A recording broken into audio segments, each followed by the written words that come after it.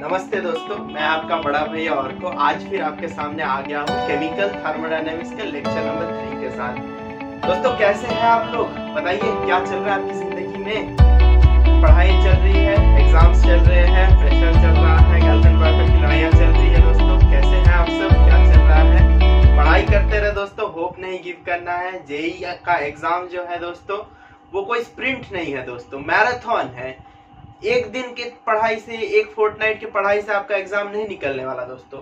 ये एग्जाम जो है आपको कॉन्स्टेंटली डेली डेली एफर्ट देते रहना है, आपको टेस्ट देते रहना है, प्रैक्टिस करते रहना है। फिर जब 2 साल बाद आपका रिजल्ट आएगा, आपके चेहरे में अलग ही मुस्कान आ जाएगी दोस्तों। तो दोस्तों जैसा कि आप लोग जानते हैं, मैंने अपने आपको सेकेंड लेक्चर में आपको पढ़ाया था कि वर्क डन ऑफ गैसेस के बारे में, work done on the gases के बारे में, कि प्रेशर अगर कांस्टेंट हुआ तो P external into delta P, अगर प्रेशर नहीं कांस्टेंट हुआ इनफाइनाइट डेसिमल स्टेप्स के लिए क्या होगा, कैसे हम वर्क डन कैलकुलेटर निकालेंगे, और उसके दो इजी सवाल मैंने आपको दिखाए थे दोस्तों। तो दोस्तों आज के लेक्चर में मैं आपको क्या कराने वाला हूँ, आज के लेक्चर में मैं डिफरेंट थर्मोडायनेमिक प्रोसेसेस में कैसे वर्क डन को कैलकुलेट करते हैं, आइसोथर्मल में कैसे करते हैं, एडियाबेटिक में कैसे करते हैं। तो आज का लेक्चर का फर्स्ट हाफ जो होने वाला है यही होने वाला, और सेकंड हाफ में मैं आपको फर्स्ट लॉ ऑफ थर्मोडायनामिक्स, याद रखिए दोस्तों, first law of thermodynamics most important है हमारी सिलेबस के लिए, केमिस्ट्री के लिए तो है ही है, फिजिक्स के लिए भी इंपॉर्टेंट है। तो मैं आपको केमिस्ट्री के पॉइंट ऑफ व्यू से पढ़ाऊंगा ऑब्वियसली, तो ये आपको मैं आज पढ़ाने वाला हूँ। चलिए बातें बहुत हो गई भैया, अब काम कराइए, हम यहाँ काम के लिए आए हैं। तो चलिए दोस्तों बिना समय गवाए आज का लेक्चर हमारा शुरू किया जाए। तो दोस्तों पहला फर्स्ट एंड फॉरमोस्ट प्रोसेस जो मैं आपको आज बताने वाला हूँ वो है हमारा आइसोथर्मल प्रोसेस। तो मैंने अपने पहले लेक्चर में आपको आइसोथर्मल प्रोसेस के बारे में बता ही दिया था। अगर आपको याद नहीं, in case if you don't remember that, so isothermal process is a process which occurs at a constant temperature. मतलब टेम्परेचर की वैल्यू दोस्तों कांस्टेंट रहेगी यहाँ पे। तो आपको सबसे पहले आइसोथर्मल का मैं ग्राफ दिखाता हूँ दोस्तों, पीवी ग्राफ जो है आइसोथर्मल का वो किस प्रकार होगा। तो देखिए अगर हम वाई एक्सिस में प्रेशर लेते हैं, एक्स एक्सिस में वॉल्यूम लेते हैं, तो जो पीवी ग्राफ है ना दोस्तों वो इस तरह का कुछ होगा, थोड़ा सा इस तरह का कुछ होगा पीवी ग्राफ। क्या है भैया? जी जरूर समझाऊंगा मैं। दोस्तों आप मुझे बता पाएंगे कि आपने अपने 10th क्लास में या 9th क्लास में ये लॉ पढ़ा था क्या?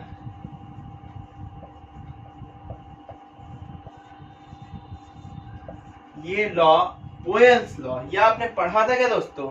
जी हाँ भैया पढ़ा तो था, लेकिन ठीक याद नहीं आ रहा है दोस्तों। 11th आ गया, आप सिंसियर होना पड़ेगा। तो दोस्तों बोयल्स लॉ के अकॉर्डिंग जो हम कंक्लूजन डिराइव करके आते हैं, इसकी स्टेटमेंट अभी आपको जरूरी नहीं है, आपको जितना जरूरी है उतना मैं कराऊंगा। इससे हमें जो कंक्लूड कर रहे हैं ना दोस्तों कि हमारा जो प्रेशर ऑफ द गैस था वो इनवर्सली प्रोपोर्शनल था वॉल्यूम के, P प्रोपोर्शनल टू 1/V। समझ रहे हैं दोस्तों? अब असली बात पे आता हूँ कि अब जो असली चीज हमारा यहाँ पे होगा कि देखिए P प्रोपोर्शनल टू 1/V, यहाँ से हम डिराइव क्या कर सकते हैं कि P1V1 इक्वल्स टू P2V2। ये दोस्तों एक कंडीशन है आइसोथर्मल प्रोसेस के लिए जो हम आगे यूज करने वाले हैं, जो हम बॉयल्स लॉ से डायरेक्ट डिराइव करते हैं। दोस्तों बहुत इंपॉर्टेंट बात है ये। और इससे पहले कि मैं आपको एक्सप्लेनेशन दे के आइसोथर्मल प्रोसेस की वर्क डन के बारे में बताऊं, उससे पहले मैं आपको आइसोथर्मल प्रोसेस के वर्क डन की फॉर्मूला लिख के दिखा देता हूं। और मोस्ट इम्पॉर्टेंट चीज यही है दोस्तों कि आपको ना फॉर्मूला याद रहना चाहिए। जितना भी जो कहे कि इम्पोर्टेंट, कि आपको रट्टा नहीं मारना है, समझना है डेरिवेशन, हाँ बिल्कुल बिल्कुल इम्पोर्टेंट है, डेरिवेशन समझना इज रियली इम्पोर्टेंट। मगर कि दोस्तों प्रॉब्लम क्या है ना कि आप जेई का एग्जाम की, नीट के एग्जाम में टाइम तो बहुत लिमिटेड होता है। आप एक क्वेश्चन के पीछे अगर 10 मिनट लगा के फॉर्मूला निकालने बैठ जाएंगे और अंत में चल के अगर आपको पता चला कि कैलकुलेशन भी आपका मिस्टेक हो गया, आपका तो टाइम भी चला गया और -1 भी हो जाएगा। तो इसलिए बेटर थिंग कि आप फॉर्मूला का डेरिवेशन दिमाग में रखिए, बट आपको याद रहना चाहिए, formula should be in your finger tips. तो एक बात है कि इसका जो वर्क डन था आइसोथर्मल प्रोसेस का, वो क्या आता है, nRT minus nRT log E base V2 by V1 है। भैया क्या है ये, समझाते हैं जी, जरूर समझाते हैं, पहले आप इसे नोट करिए। और आपको पहले बता दूं कि ये जो n है ये नंबर ऑफ मोल्स है। डेरिवेशन करते समय डिटेल लिखाऊंगा, अभी चिंता करने की जरूरत नहीं है। R तो हमारा यूनिवर्सल गैस कांस्टेंट है, आपको पता है, और टेम्परेचर है। और V2 और V1 तो आपको पता है कि प्रोसेस के होने से पहले का वॉल्यूम V1 है, प्रोसेस के होने के बाद का वॉल्यूम V2 है। दोस्तों अगर मैं कहूँ कि ये जो log E बेस मुझे पसंद नहीं आ रहा है, मुझे इसको log बेस 10 में लेना है, कि log E बेस की वैल्यू तो मुझे पता नहीं भैया, log बेस 10 3 की वैल्यू, आपको जो log 2 की 0.4 वैल्यू 0.3 वैल्यू पता है, कि 0.4 वैल्यू पता है, कि 0.5 जो वैल्यू आपको पता है नेचुरल log की, दोस्तों वो आपको log बेस 10 की वैल्यू, कैलकुलेटर में आप log 2 करेंगे, log 2 5 करेंगे, log 7 करेंगे, तो वो आपको log बेस 10 की वैल्यू देता है। तो I hope that is clear to you. तो उसको अगर आप कन्वर्ट करना चाहेंगे तो कहाँ लिखूं इसे, कहाँ लिखूं, ये बॉयल्स लॉ का हेडिंग मिटा देता हूँ, ये आप लोग याद रखेंगे ही शायद। तो मैं यहाँ नीचे लिखता हूँ कि अगर आप इसे कन्वर्ट करना चाहेंगे कि log बेस 10 में करना है, कुछ नहीं करना है दोस्तों, बहुत सिंपल, इसको सिर्फ 2.303 से ये जो वैल्यू है माइनस पहले रहेगा 2.303 से nRT log E base V2 by V1 कर दीजिए, and that's your answer. Don't have to complicate things, this is as simple as that. So दोस्तों ये होता है हमारे आइसोथर्मल प्रोसेस के वर्क डन का फॉर्मूला। पहले भी कहा कि फॉर्मूला आपको रटा रहना चाहिए ताकि फटाक से आपसे न्यूमेरिकल सॉल्व हो जाए। तो आप इसे नोट करिए। अब मैं आपको इसकी जो डिटेल्ड प्रोसेस है कैसे डिराइव हुआ वो मैं आपको इस मोमेंट में कराने वाला हूँ। तब तक के लिए आप जरा इसे नोट करिएगा, नोट करिए दोस्तों, जरा नोट करिए इसे। तो देखिए दोस्तों, अब मैं बताऊंगा आपको एक बात कि आइसोथर्मल प्रोसेस जो है हमारे, उसके दो प्रोसेस होते हैं, एक रिवर्सिबल होता है, एक इरिवर्सिबल होता है। ये रिवर्सिबल का कॉन्सेप्ट मैं आपको बताने वाला हूँ, but firstly I am gonna tell you about the reversible process. So here in reversible process what I told you was the work done that was equals to minus 2.303 times of nRT log of 10 base V2 by V1. This was the work done in this process. तो दोस्तों अब problem क्या है यहाँ पे कि इसे derive कैसे करेंगे। तो देखिए दोस्तों, देखिए अगर यहाँ पे मैं एक पिस्टन ले लेता हूँ,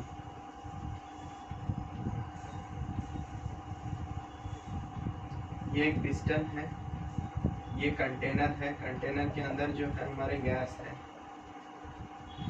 एक गैस है हमारे यहाँ पे, और देखिए गैस की बाहर एक प्रेशर है, इसको हम लोग लेते हैं P एक्सटर्नल, इसको लेते हैं P ऑफ गैस।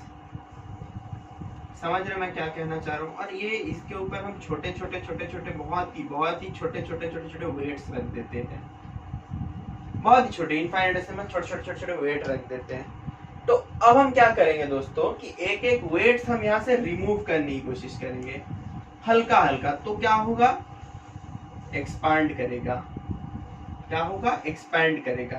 तो मैं एक चीज आपको बताता हूं कि एक्सपेंशन में क्या होता है, ऑलवेज कोई भी एक्सपेंशन हो जाए, एक्सपेंशन ऑलवेज कूलिंग होगा, टेम्परेचर कम जाता है। तो कूलिंग हो गया भैया। अगर आप कह रहे हैं कि टेम्परेचर हमारा कम हो जा रहा है, तो ये कैसे, temperature of gas, if the temperature of the gas falls then how is it even isothermal process, क्योंकि इसका डेफिनेशन ही तो भैया ये है कि कांस्टेंट टेम्परेचर पे ऑकर करेगा। देखिए असली बात यहाँ पे ये है ना दोस्तों कि अब जो गैस जो है एक्सपांड कर गया, ये जो पिस्टन है अब ये यहाँ पे नहीं रहेगा, ये इतना ऊपर उठ जाएगा, एक्सपेंशन तो हो गया। अब क्या है, कूलिंग हो गया, टेम्परेचर डिक्रीज कर गया, तो गैस जो है हमारा सराउंडिंग से हीट ले लेगा। ये बाउंड्री तो कंडक्टिंग है, ये तो कोई एडियाबेटिक बाउंड्री नहीं है, नॉर्मल बाउंड्री है, पहले ही लेक्चर में मैंने बताया था दोस्तों। तो gas absorbs heat from the surrounding, gas क्या करता है, सराउंडिंग से हीट ले लेगा। ठंडा पड़ रहा है उससे तो अपना टेम्परेचर, किसी की भी टेंडेंसी होती है नॉर्मल अपने जो पुराने स्टेट है उस पे ही रिमेन करना। तो gas absorbs heat from surrounding. Note करते जाइएगा दोस्तों, बहुत इंपॉर्टेंट बात है बता रहा हूँ मैं आपको अभी। Gas absorbs heat from the surrounding. तो इससे क्या हुआ कि जो हमारा हीट लॉस हुआ वो हीट वापस से गेन हो गया। एज अ रिजल्ट क्या हुआ, temperature remains constant. Yes, T remains constant. बहुत सही बात है, टेम्परेचर यहाँ पे रिमेन्स कांस्टेंट हो गया। एंड जो असली बात मैं कहने जा रहा हूँ ना आपको यहाँ पे, कि देखिए अब ये तो हमारा काम यहाँ पे हो गया है। तो अब हम क्या कर सकते हैं यहाँ पे, हम बोलेंगे कि भैया आपको डिराइव करना है तो आप चुपचाप से यहाँ पे ये लगा दीजिए। आपने तो कहा ही था हमें कि जो वर्क डन हमारा है, वर्क डन हमारा क्या है, minus P external into delta भी लगा दीजिए, हमें तो यहीं से मिल जाएगा। या आप लगा के आएंगे और आपका आंसर हो गया गलत। क्यों भैया क्यों? अरे दोस्तों, ये पी एक्सटर्नल डेल्टा भी हम कब लगा सकते हैं, जबकि प्रेशर हमारा एक्सटर्नल प्रेशर कांस्टेंट होता है। यहाँ पे एक बार को भी मैंने नहीं कहा कि प्रेशर कांस्टेंट रहेगा। ये एक्सटर्नल प्रेशर कभी कांस्टेंट नहीं है दोस्तों, ये एक्सटर्नल प्रेशर कांस्टेंट है नहीं कभी भी। तो कहाँ पे समझाऊंगा ये वाला आपको, देखिए तो जरा आप इसे जरा नोट करिए। मैं आपको अब कैलकुलेशंस दिखाने वाला हूँ इसकी। चलिए इसे जरा आप नोट करिए, अभी इंपॉर्टेंट चीज़ है। तो भैया आपने कहा कि पी एक्सटर्नल डेल्टा वी वाला रिलेशन यहाँ काम नहीं करेगा। कौन सा काम करेगा? तो देखिए आपको मैंने एक बात बताई थी कि पी एक्सटर्नल डेल्टा वी जब होगा नहीं, प्रेशर वेरिएबल है, तो हम ये रिलेशन लगाएंगे, हम इंटीग्रेट करेंगे। कहाँ से कहाँ? वॉल्यूम 1 से वॉल्यूम 2। माइनस पी एक्सटर्नल जो होगा इंटीग्रेशन के अंदर होगा, डेल्टा वी होगा। ये हमारा रिलेशन रहेगा यहाँ पे। तो अगर आप जानते होंगे, एक रिलेशन हमने पढ़ा था, हमने तो अपने पुराने लेक्चर्स में बताया है, आपने अपने एनसीईआरटी में भी देखा होगा कि देखिए पीवी इक्वल्स टू एनआरटी, ये रिलेशन है आइडियल गैस की इक्वेशन। तो यहाँ से अगर मैं P की वैल्यू निकालना चाहूँ तो P की वैल्यू क्या आएगी, nRT/V। Got it? I think you understand what I'm trying to say. P की वैल्यू nRT/V आ गई। तो यहाँ पे हम P की वैल्यू ना पुट कर देंगे, क्योंकि हमें dV है और हमें V का वेरिएबल चाहिए, नहीं तो हम इंटीग्रेट कहाँ से करेंगे। तो हम क्या करेंगे यहाँ पे nRT/V, ये जो है हमारा V1 से V2 तक चल रहा है, यहाँ पे हम dV लगा देंगे। आई होप यू अंडरस्टैंड, यहाँ तक क्लियर है। अब आप समझिए इंपॉर्टेंट बात, N R T R constant. क्यों कांस्टेंट भैया? देखिए नंबर ऑफ मोल्स तो कांस्टेंट है, R तो यूनिवर्सल गैस कांस्टेंट है, और टेम्परेचर तो मैंने पहले ही कहा कि कांस्टेंट रहेगा क्योंकि आइसोथर्मल प्रोसेस ही है। तो हम क्या करेंगे, we are gonna take out nRT from this integration. nRT वाले जो टर्म्स है वो इंटीग्रेशन से बाहर, तो हमारा इंटीग्रेशन के अंदर क्या रह गया, dV/V, and limits will remain the same V1 to V2। अब dV/V की इंटीग्रेशन आप लोग जानते होंगे, 11th के शुरू में ही आपको इंटीग्रेशन की बेसिक्स पढ़ाई जाती है। नहीं भी आती है तो रट के रख लीजिए, इंटीग्रेशन ऑफ 1/x होता है log e base x। तो इंटीग्रेशन ऑफ 1/x अगर हम साइड में आपके लिए लिख देते हैं कि integration of 1/x times of dx होता है log e base x, ये आप समझते होंगे। तो यहाँ पे माइनस nRT वाला टर्म रहेगा ही रहेगा जैसा था, इसको हम लिख देंगे log e base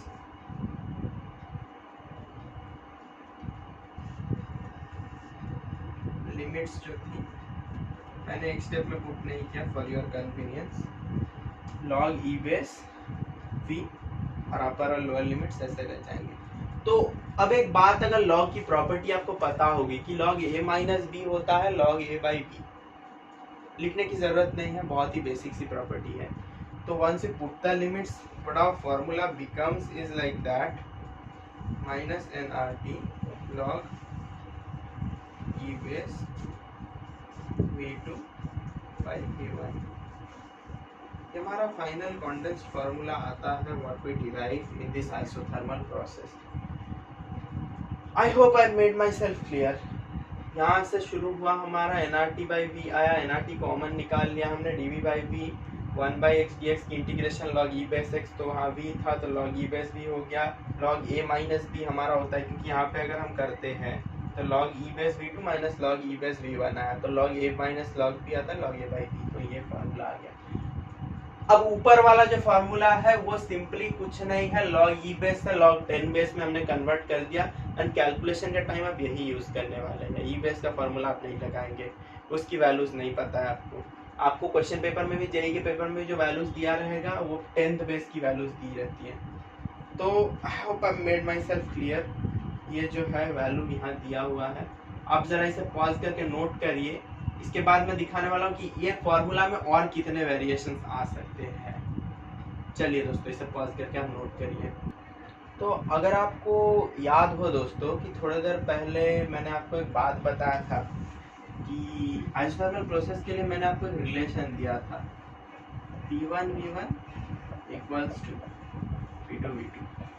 समझ रहे होंगे ये वाला रिलेशन मैंने आपको थोड़ी देर पहले दिया था, if you remember it correctly. तो यहाँ से मैं अगर एक रिलेशन डिराइव करने की कोशिश करूँ कि V2 by V1 की वैल्यू अगर मैं यहाँ से निकालने की कोशिश करूँ, जरा निकाल के दिखाइए हमें सर। बिल्कुल निकालते हैं। V2 by V1 की वैल्यू हमारी यहाँ पे आ गई P1 by P2। कुछ नहीं किया, बस उसे यहाँ पे V1 को नीचे लाया, इसको नीचे लाया, P1 by P2। तो क्या भैया हम इसे यहाँ पुट कर सकते हैं इस इक्वेशन पे? जी बिल्कुल पुट कर सकते हैं, and that will be a variation of this formula. तो -2.303, माफ करिएगा दोस्तों जरा हड़बड़ी में गलत लिख दिया मैंने, 2.303 nRT log 10 base P1 by P2। तो this is a variation of this formula कि अगर आपको फाइनल प्रेशर और इनिशियल प्रेशर दिया हुआ है, वॉल्यूम नहीं दिया हुआ है, तो आप कैसे करेंगे? ये सारी चीज़ें जब आपको न्यूमेरिकल कराऊंगा ना तो बहुत ज़्यादा यूज होगा। इंपॉर्टेंट चीज़ है, बहुत इंपॉर्टेंट चीज़ है, रेड से मार्क कर देता हूँ, ज़रा नोट करिएगा इन सबको। एंड एक और बात, एक और प्रॉब्लम जो मैंने विटनेस किया है, मैं भी जब जेईई का पेपर देने वाला था तो मुझे भी ये प्रॉब्लम होती थी। कभी कभी आइसोथर्मल प्रोसेस तो कह देता है, लेकिन हमें एनआरटी की एक्सप्रेशन में हमें टी की वैल्यू नहीं सप्लाई की जाती थी, हमें टी की वैल्यू नहीं सप्लाई की जाती थी। तो भैया आप कैसे कह सकते हैं, क्या करेंगे? फार्मूला तो फेल हो जाएगा। जी नहीं दोस्तों, इसका भी जुगाड़ रखा है आपके बड़े भैया ने, मैं हमेशा हूँ आपकी मदद करने को। देखिए देखिए देखिए, एक और वेरिएशन आ गया कि ऊपर में आइडियल गैस इक्वेशन क्या था हमारा, PV equals to nRT, if you remember it correctly. तो अगर हम यहाँ से डिराइव करते हैं कि अगर P1 V1 जो हमारा है वो हमारे nRT1 के बराबर आएगा, तो if this is the case then our work done would be 2.303 times of P1 V1। nRT की जगह क्या होगा, P1 V1 times of log base 10 P1 by P2। और अगर आप चाहें तो V2 by V1 भी लिख सकते हैं। ये हमारा आइसोथर्मल प्रोसेस की वर्क डन की फॉर्मूला की कुछ वेरिएशंस है दोस्तों। तो हमें लगता है कि अब आप समझ रहे होंगे कि मैं क्या कहना चाह रहा हूँ यहाँ पे। इस फार्मूला की जो वेरिएशन है तो इसको मैं साइड में नोट डाल के लिख देता हूँ कि when value of T is not given, when value of T is not given, ये फार्मूला की यही ट्रिक है। होप यू अंडरस्टैंड दोस्तों। चलिए पॉज करके इसे नोट करिए। अब मैं इसके बाद आपको इरिवर्सिबल आइसोथर्मिक प्रोसेस के बारे में कहने वाला हूँ, पॉज करके नोट करिएगा। So as I said, I'm gonna teach you irreversible isothermal process. So In case of irreversible process, it is a bit different from the reversible process. क्या होता है इसमें भैया, देखिए देखिए, अब इसमें भी ना दो केसेस बनते हैं। क्या केसेस? कि इरिवर्सिबल प्रोसेस जो है, पहला हो सकता है कि ये वैक्यूम में हो रहा हो, कि वैक्यूम मतलब आसपास कोई हवा हवा नहीं है, एकदम वैक्यूम है। तो वैक्यूम में पहला जो होता है उसे हम क्या कहते हैं दोस्तों? फ्री एक्सपेंशन कहते हैं। क्या कहते हैं? फ्री एक्सपेंशन जी। तो फ्री एक्सपेंशन में क्या होता है यहाँ पे कि एक्सटर्नल जो प्रेशर है, आउटसाइड की कोई प्रेशर होती ही नहीं है यहाँ पे, आउटसाइड की प्रेशर हमेशा जीरो होती है। तो इन दैट केस अगर आप वर्क डन निकालना चाहेंगे, work done equals to minus P external delta B, basic सा जो फॉर्मूला था हमारा। तो वो अगर आप पी एक्सटर्नल की वैल्यू यहाँ पुट कर देंगे ना, तो वर्क डन हमारा जीरो आ जाता है। काहे कि पी एक्सटर्नल हमारा जीरो था दोस्तों। देखिए यहाँ पे फ्री एक्सपेंशन के केस में वर्क डन हमारा जीरो होता है। तो भाई आपने कहा था कि दो केसेस होते हैं, तो second case, what is our second case? See second case is something like this, कि हमारा जो पी एक्सटर्नल है ना दोस्तों, ये जो है प्रेशर ऑफ गैस से बहुत कम है। एक्सटर्नल प्रेशर हमारे गैस के प्रेशर से मच मच लेस है। तो इन दैट केस हम लोग क्या करेंगे? देखिए इस केस में हम लोग जो करने वाले हैं, चुपचाप से work done minus P external delta भी लगाना है, कुछ नहीं, as simple as that, minus P external delta B. एकदम सिंपल सी बात है, दिमाग में बसा लीजिए इस बात को, minus P external times of delta B. और इसे हम क्या कहते हैं? इसकी एक स्पेशल टर्म होती है।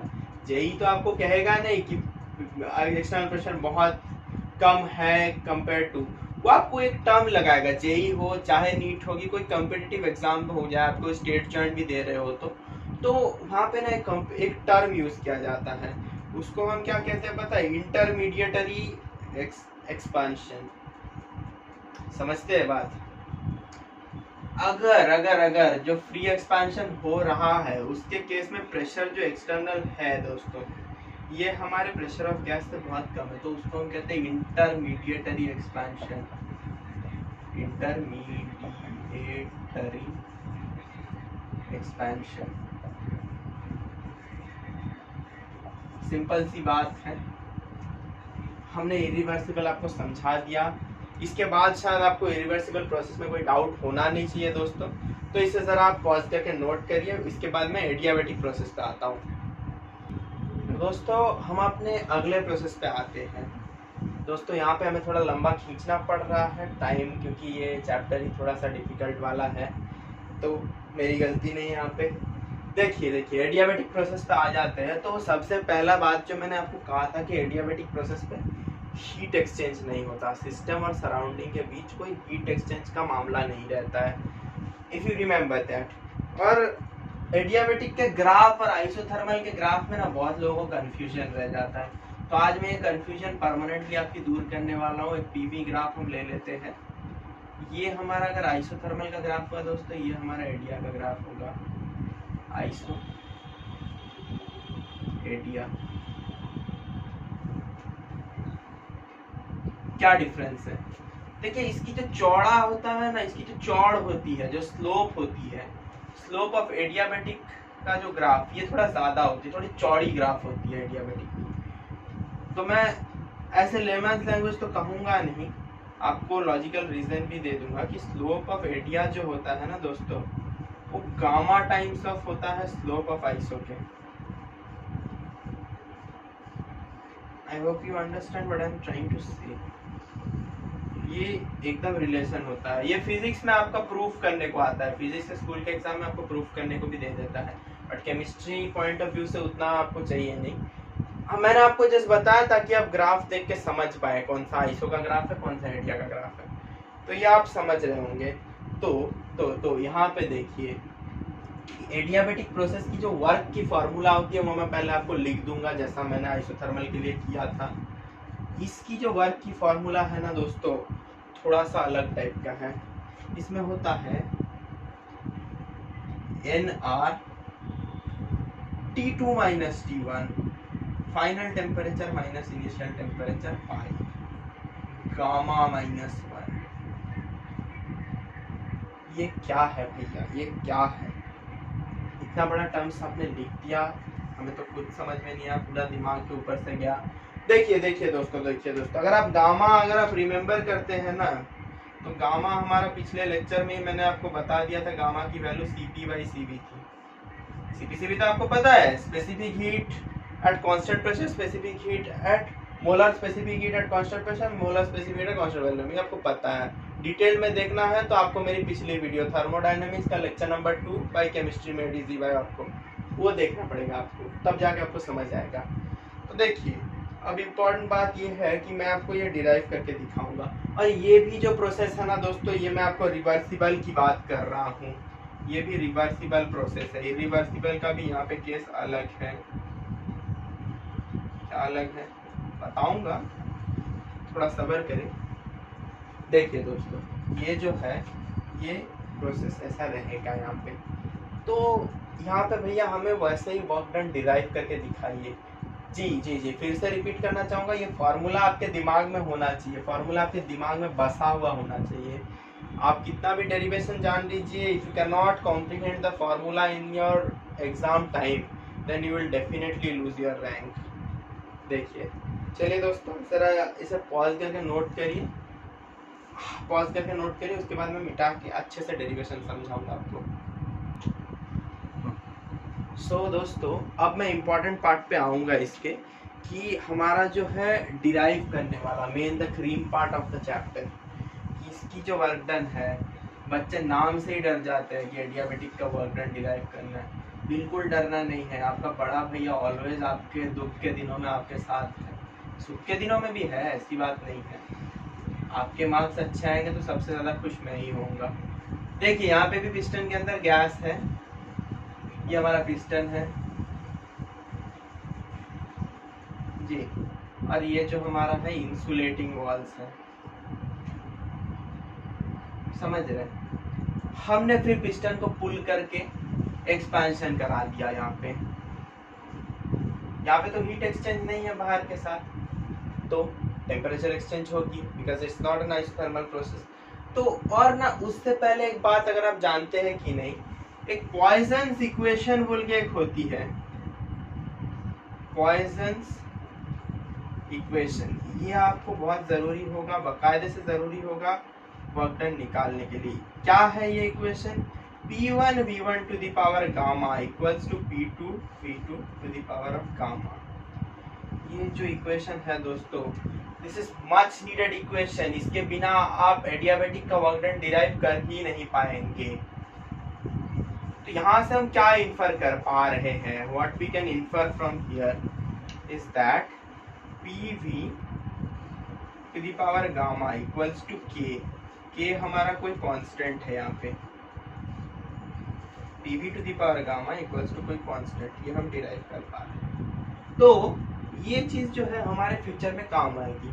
तो अब जो इम्पोर्टेंट चीज़ हम यहाँ पे बताने जा रहे हैं आपको दोस्तों, कि वर्क डन तो हमारा P del V से होने नहीं वाला है यहाँ पे, क्योंकि एक्सटर्नल प्रेशर हमारा कांस्टेंट नहीं है। तो हम वर्क डन जैसे नॉर्मल लेते थे, P एक्सटर्नल V1 से V2 लेंगे, dV इंटीग्रेट कर देंगे। तो दोस्तों देखिए, जो मैं आपको कहना चाहूँगा यहाँ पे, कि P की वैल्यू हमें फिर से सब्स्टिट्यूट करनी पड़ेगी, like we have done in our isothermal process. So what we gonna do here is that minus, यहाँ पे V1 से V2 लिमिट तो चेंज नहीं होने वाला। देखिए, ये जो एक्सप्रेशन है ना, P की वैल्यू यहाँ पे क्या आएगी? K/V to the power gamma। हम यहाँ K/V to the power gamma dV लिख के एक्सप्रेशन को कंक्लूड करेंगे। ये अब हम इंटीग्रेट इसे करने वाले, क्योंकि dV है तो हमें कोई V का टर्म चाहिए, नहीं तो हम इंटीग्रेट कैसे करेंगे यहाँ पे। तो अब क्या है यहाँ पे, K हम बाहर निकाल लेते हैं, V1 V2 हो गया यहाँ पे, V की पावर गामा जो है ऊपर चली गई, तो V की पावर माइनस गामा हो गई, dV हो गया यहाँ पे। इतना क्लियर है आपको जी? अरे देखिए ना, कुछ नहीं किया हमने, V की वैल्यू सब्स्टिट्यूट की, K को बाहर निकाला, V की पावर माइनस गामा, V की पावर गामा को हम ऊपर ला, माइनस गामा हो गया। कोई कॉम्प्लेक्स नहीं है, अभी तो खेल शुरू भी नहीं हुआ है। अभी हम इंटीग्रेशन करेंगे। x की पावर n की इंटीग्रेशन क्या थी दोस्तों, पता तो जरूर होगा, आपको सिखाया गया है। x की पावर n की इंटीग्रेशन क्या थी, x की power n+1 by n+1।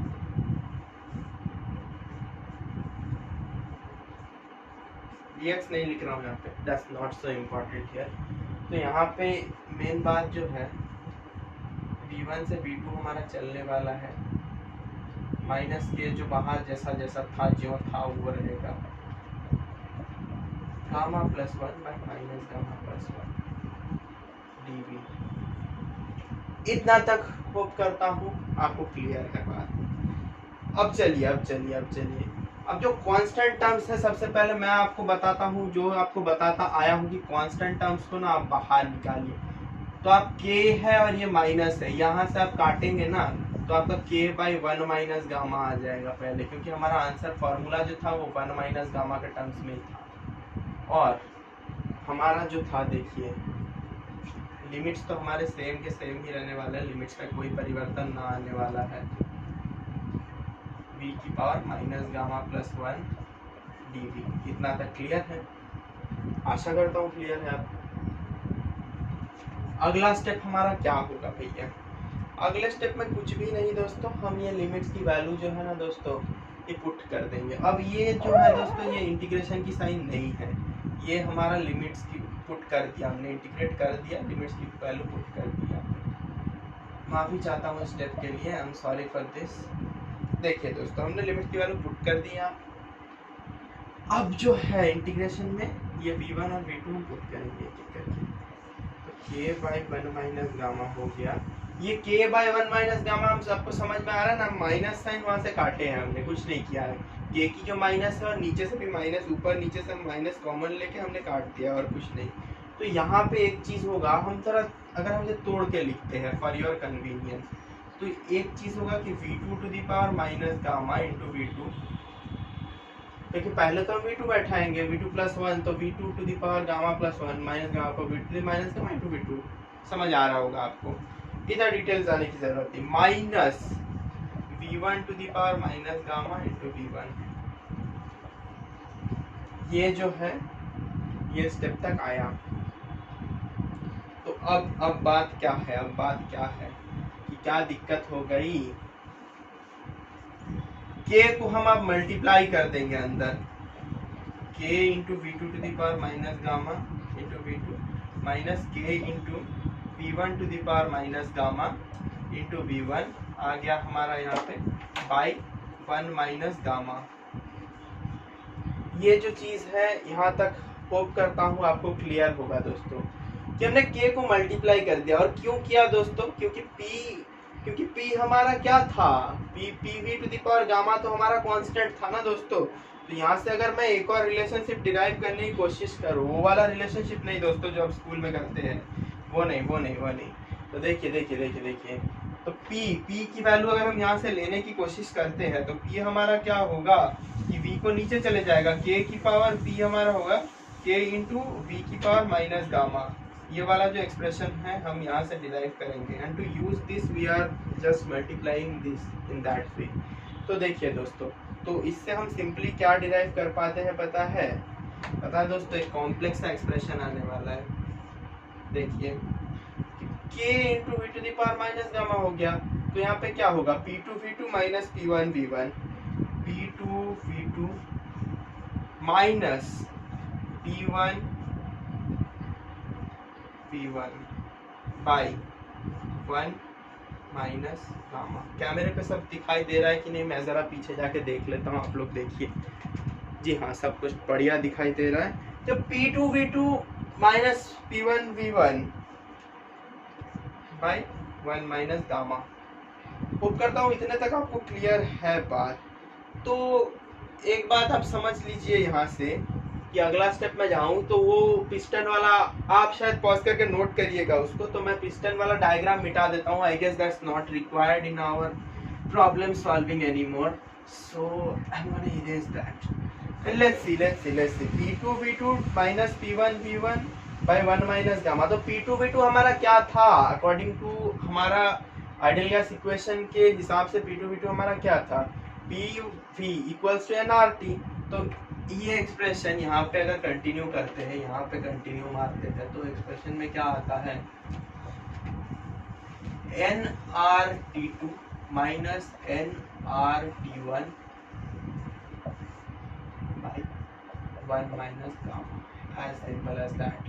nR हमारा कॉमन चला गया, T2 minus T1 by 1 minus gamma, and this is our final expression. यही हमारी एक्सप्रेशन है दोस्तों, जो थोड़ी देर पहले हमने लिखा था। होप करता हूँ आप समझ रहे होंगे कि पी एक्सटर्नल को कैसे हमने सब्स्टिट्यूट किया। V to the power minus gamma का इंटीग्रेशन ये टर्म आया, फिर हम V1 V2 की वैल्यू यहाँ पे पुट करते हैं तो ये आता है। फिर हम सब्स्टिट्यूट करेंगे कि P होता है K into V to the power minus gamma, हम सब्स्टिट्यूट करेंगे यहाँ पे। ये जो सब्स्टिट्यूट होने के बाद ये V2 to the power minus gamma V2 होगा, K into V2 to the power minus gamma हमारा क्या हुआ, P2 आ गया। तो P2 V2 minus P1 V1 by 1 minus gamma है। तो वहाँ पे कंटिन्यू करते हैं तो PV इक्वल्स टू हमारा nRT था, तो nRT2 minus nRT1 by 1 minus gamma, nRT2 minus T1 by 1 minus gamma, and this is our final expression. Yes that's it. तो ये आप नोट करिए ज़रा पॉज करके, उसके बाद मैं आगे बढ़ता हूँ। दोस्तों अब तक मैंने आपको जो बताया एडियाबेटिक प्रोसेस का, that was the work done I have calculated for a reversible process, not I, rather we have calculated।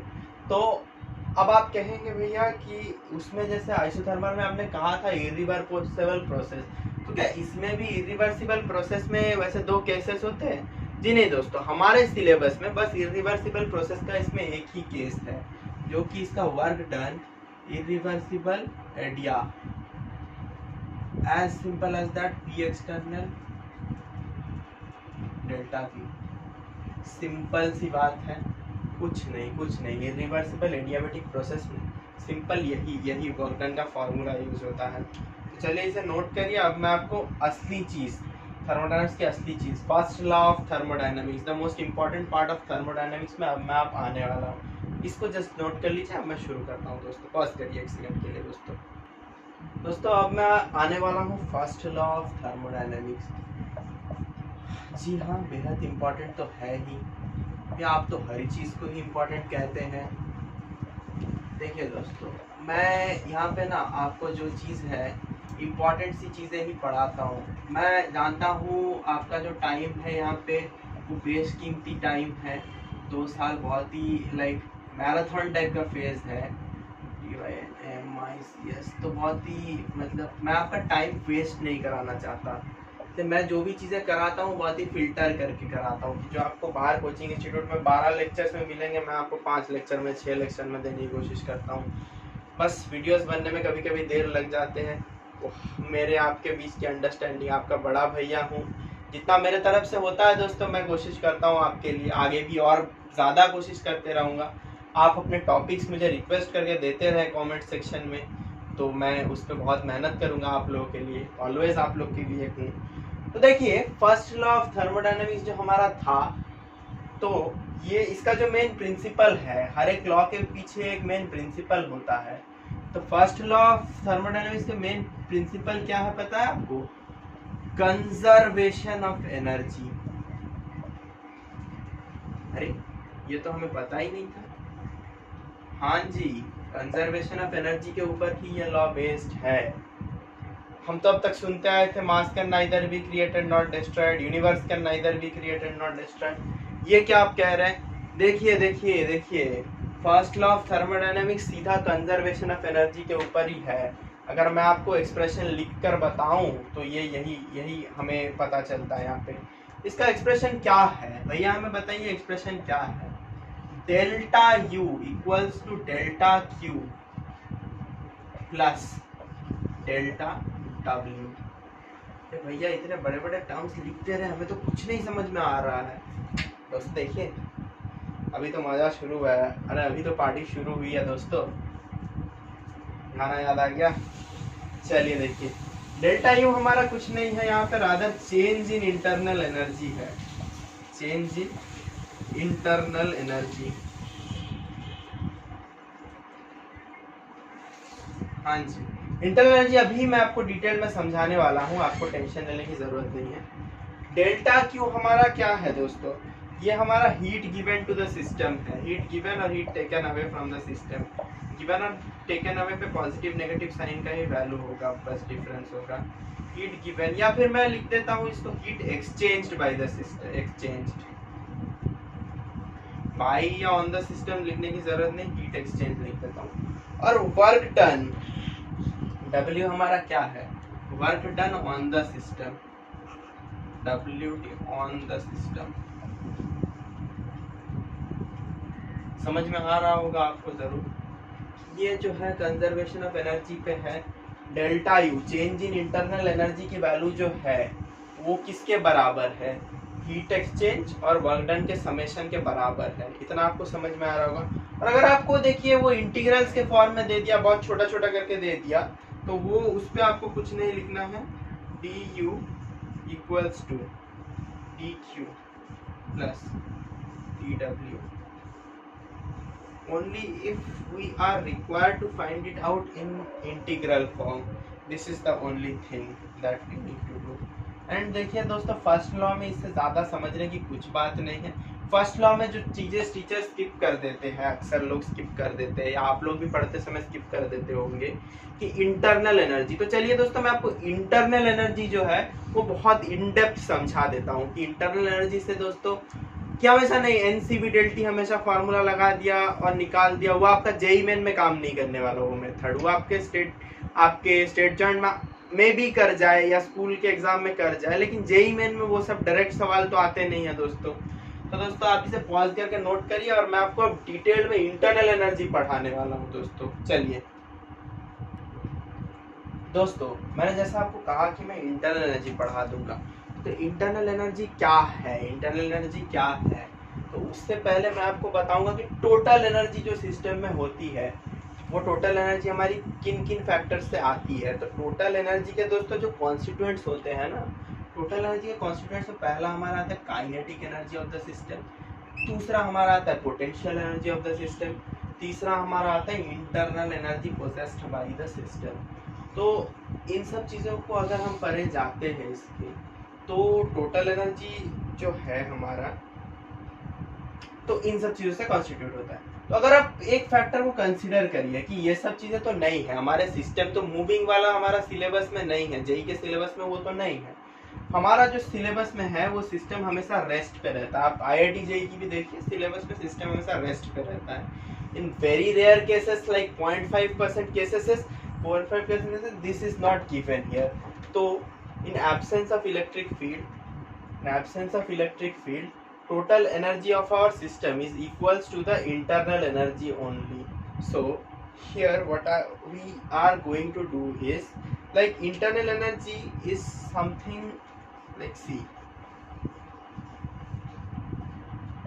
internal energy is the sum of translational Ke, first of all,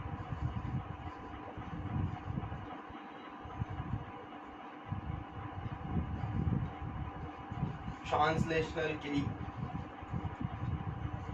plus हमारी क्या आती है यहाँ पे, vibrational की,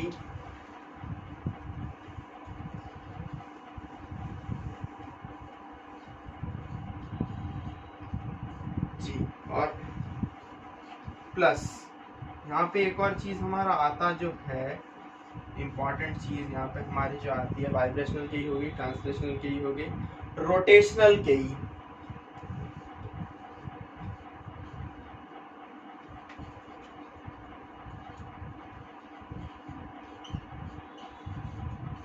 plus हमारी जो आती है पोटेंशियल एनर्जी, प्लस हमारी जो आती है force of attraction between the molecules. इतना सब कुछ जो कंस्टिट्यूट करने के बाद में आता है इंटरनल एनर्जी। यार अगर हम जानते हैं बाइंडिंग एनर्जी आप जाने ना जाने, बॉन्ड एनर्जी, बॉन्ड को ब्रेक करने की एनर्जी पकड़ लीजिए, बाइंडिंग एनर्जी आप 12th में पढ़ेंगे। तो इतना सब कुछ का समेशन होता है इंटरनल एनर्जी। डर गए ना आप देखकर? तो दोस्तों आपको मैं अब एक इम्पॉर्टेंट बात बता दूं, इसको सुन के शायद आप गुस्सा भी हो जाएंगे मेरे पास, कि it is impossible to determine the internal energy of a system. हम इंटरनल एनर्जी की डायरेक्ट वैल्यू निकाल ही नहीं सकते कभी। तो क्या कर सकते हैं हम जो वैल्यू निकालते हैं दोस्तों वो चेंज इन इंटरनल एनर्जी की वैल्यू निकालते हैं। The value of IE can not be determined,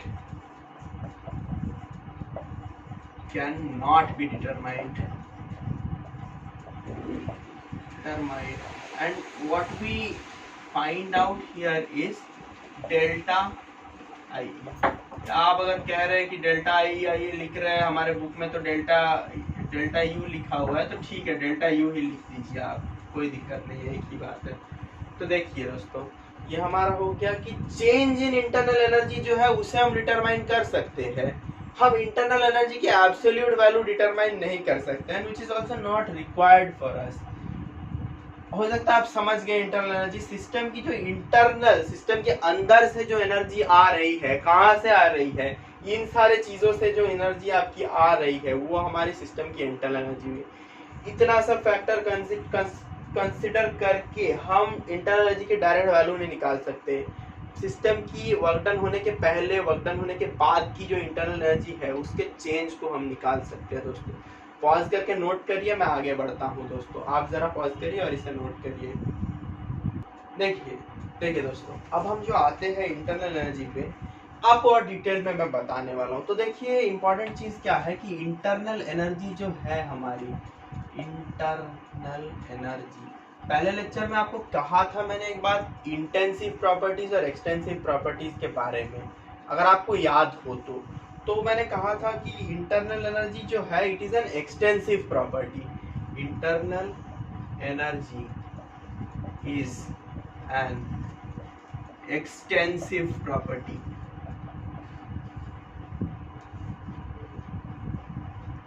it is an extensive property मतलब, चलिए फिर से बता देता हूँ extensive property, it depends on amount of matter, on amount of matter. समझ रहे हैं कि अमाउंट ऑफ मैटर पे डिपेंड करेगा कि 1 kg सब्सटेंस की जो इंटरनल एनर्जी है दोस्तों वो 5 kg सब्सटेंस की इंटरनल एनर्जी से, सेम सब्सटेंस की इंटरनल एनर्जी से डिफरेंट होगी, कि अमाउंट ऑफ मैटर पे हमारा डिपेंड करने वाला है। लाइक नॉट कि ये जो है हमारी एक्सटेंसिव प्रॉपर्टी हो गई। आप समझ रहे होंगे मैं क्या कह रहा हूँ। दूसरा इंपॉर्टेंट पॉइंट जो है, इंटरनल एनर्जी जो है, इंटरनल एनर्जी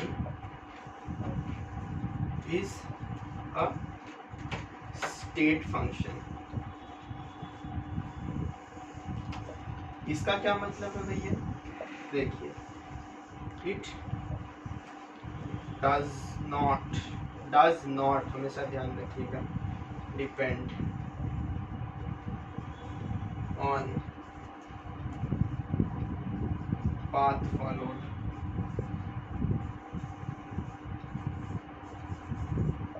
आप समझ रहे होंगे।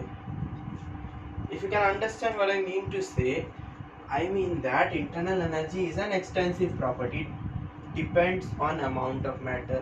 Like for 5 kg substance, the internal energy is going to be different from it was for 1 kg substance. And second thing, it is that it is a state function. Like it doesn't depend on the path followed. Like if you remember, I told in my first lecture that difference between state function and path function. Look, what were they? Like ठीक है, repeat कर देता हूँ आप लोगों के लिए कि state functions were those function which doesn't depend on the path followed. It only depends on the initial and final position. Like हमने कहा था आपको कि साइक्लिक प्रोसेस पे स्टेट फंक्शन की चेंज की वैल्यू जो है वो 0 होगी, अगर आपको याद हो तो।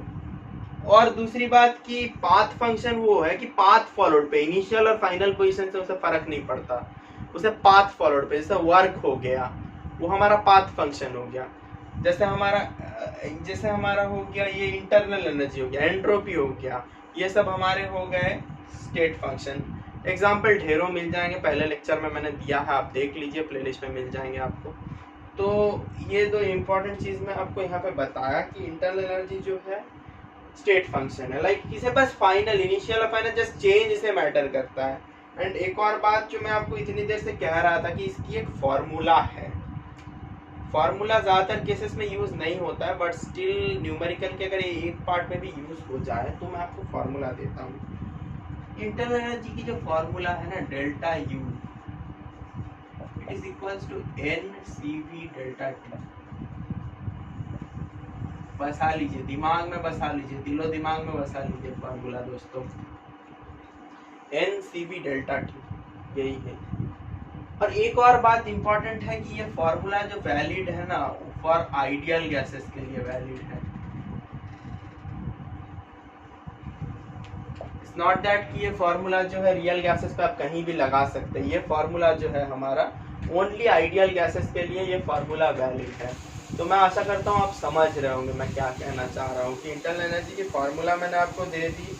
और एक और पॉइंट जो है ना दोस्तों कि यहाँ पे डेल्टा टी तो मैंने लिख दिया ना, तो एक और पॉइंट जो मेन है कि आई ई इंटरनल एनर्जी में जो लिखूँ यहाँ पे, ये जो है ये डिपेंड्स ऑन टेम्परेचर होगा। क्या चीज़? Depends on temperature. क्या चीज़ भैया? Internal energy depends on temperature. तो भैया इससे हम क्या डिराइव कर सकते हैं? देखिए दोस्तों, इससे हम एक ही चीज डिराइव कर सकते हैं कि अगर आइसोथर्मल प्रोसेस आपको दे दिया जाए, यहाँ कोने में लिख देता हूँ कि आइसोथर्मल प्रोसेस में डेल्टा टी तो हमारी 0 होती थी, तो change in internal energy n C V delta T क्या होगा? ये भी 0 होगा हमारा, एज सिंपल एज दैट। और अगर मैं इंटीग्रल फॉर्म अगर आप इसका चाहेंगे तो इंटीग्रल फॉर्म भी मैं यहाँ पे लिख देता हूँ। इंटीग्रल फॉर्म हमारा होगा du equals to N C V d T. अगर इंटीग्रेट वगैरह करना पड़े वॉल्कैन के केसेस पे तो n C V d T हो गया। तो आशा करता हूँ आप इंटरनल एनर्जी को अच्छी तरह समझ चुके होंगे। तो लेक्चर का लेंथ भी बहुत लंबा हो गया, आप लोग बोर होंगे इतनी देर तक। तो आशा करता हूँ आपको आज का लेक्चर पसंद आया दोस्तों। अगले